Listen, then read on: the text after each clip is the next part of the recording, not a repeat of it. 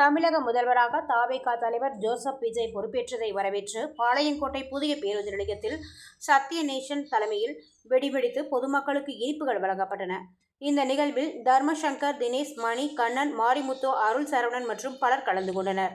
புதிய பேருந்து நிலையத்தில் விஜய் ரசிகர்கள் சுமார் 500க்கும் மேற்பட்டவர்களுக்கு லட்டுகள் வழங்கி முதல்வராக விஜய் பதவி ஏற்றதை கொண்டாடினர்.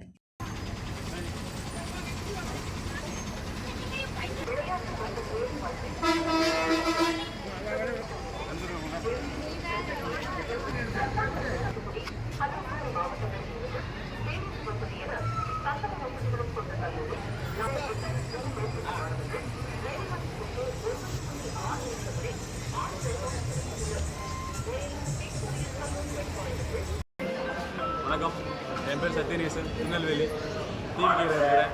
என் தளபதி இன்னைக்கு முதலமைச்சராக இருக்காப்புல. மக்களுக்கான ஒரு பெரிய வெற்றி இது.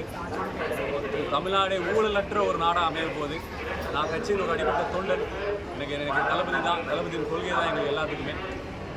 தளபதி வந்திருக்காரு. இதுக்கப்புறம் தமிழ்நாடு மாற்றங்கள் அடிப்பது. நான் தொழில் பண்ணிக்கிட்டு இருக்கிறேன். எனக்கு எந்த ஒரு இதில் தேவையும் இல்லை. மக்களுக்கு உதவி செய்து மக்கள் நலனுக்காக உழைக்கணுன்றதுக்காக மட்டும்தான் கட்சியில் நாங்கள் ஈடுபாடு செஞ்சோம். இன்றைக்கி திருநெல்வேலி புது பஸ் ஸ்டாண்டில் நாங்கள் எல்லாருக்கும் இனிப்பு கொடுத்து கொண்டாடி இருக்கிறோம். தளபதி இன்னைக்கு வெற்றி பெற்றிருக்காரு.